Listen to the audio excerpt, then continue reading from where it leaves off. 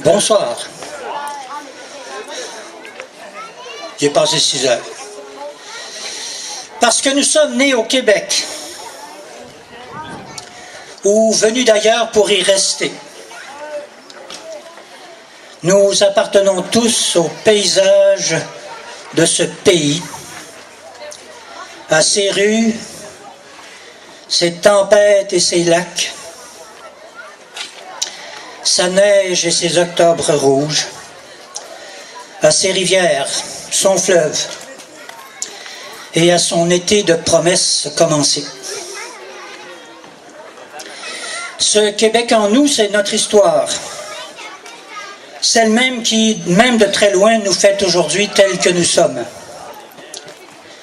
Les peuples des premiers temps, respectueux de la nature et fiers d'avoir apprivoisé le feu, la forêt et le froid. Les explorateurs d'Europe et ceux d'ici, libres et enthousiastes de découvrir les merveilles de ce qui fut la première Amérique blanche, jusqu'en Louisiane et jusqu'aux Rocheuses. Les colons, cultivateurs et producteurs agricoles qui se sont transmis les secrets de la terre et du bétail. Les entrepreneurs, frileux sous la domination britannique, puis lancés à la conquête de tous les commerces et des industries. Les maîtresses d'école, instituteurs, enseignants, professeurs, capitaines du grand voyage vers l'âge adulte. Les apothicaires, religieuses, infirmières, les médecins et tous les travailleurs au service des gens de nos villages, des villes et du pays qui nous facilitent les aventures de nos vies. Et les auteurs, artistes, journalistes et avocats, défenseurs de nos libertés de penser, de rêver, de manifester nos accords comme nos désaccords. Et c'est dans ce pays que nous vivons, pareils et différents, passionnés ou prudents, et ce pays, nous le portons en nous. Parfois, comme une enfance dont on ne se souvient que les jours de fête, parfois comme la brûlure des deuils, dont le feu ne s'éteint pas,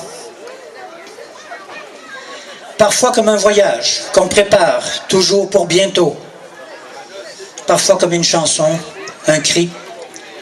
Parce que ce Québec en nous, c'est aussi le combat contre ce qui nous limite et nous abrutit. C'est le droit de protester contre l'absurde des décisions et des lois injustes qu'il faut savoir dénoncer. Et ce Québec dont je vous parle aujourd'hui, certaines et certains d'entre vous savent à quel point j'aime le dire, comme on me permet de le faire depuis que c'est devant cette gare que la fête nationale est célébrée. Et aujourd'hui, plus que jamais, je le sens qui chante en nous.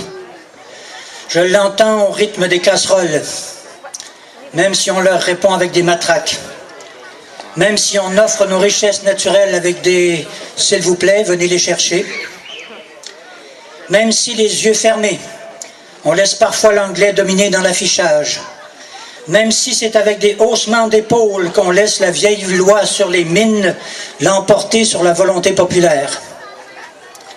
Notre Québec, celui que nous portons en nous comme un trésor à transmettre à nos enfants, c'est le seul pays que nous avons.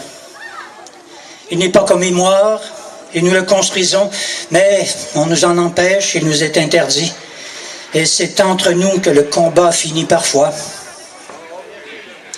Pourtant, ce Québec en nous, il continue de grandir.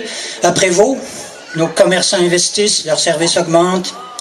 Amalgame, organisme de production musicale, diversifie de plus en plus sa programmation.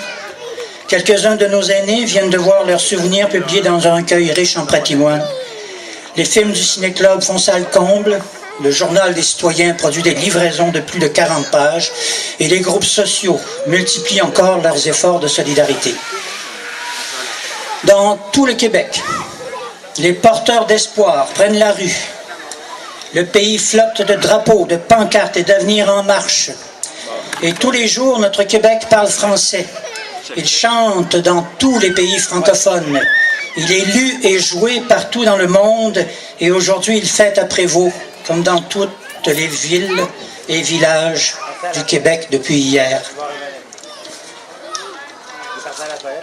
Mais c'est pour le construire, pendant et après la fête, malgré les blessures, que nous devons nous souhaiter de garder courage, mes amis, pour que continue de vivre en nous Arthur Buis, le grand démocrate, Henri Bourassa, dont le journal Le Devoir n'est encore d'aucun parti, Madame Bolduc et ses bonheurs quotidiens, Thérèse Gasgrain et ses batailles politiques, Félix Leclerc, le chantre de la liberté, Pierre Bourgault, l'orateur visionnaire, Madeleine Parent et Michel Chartrand, qu'aucune prison n'ont fait taire.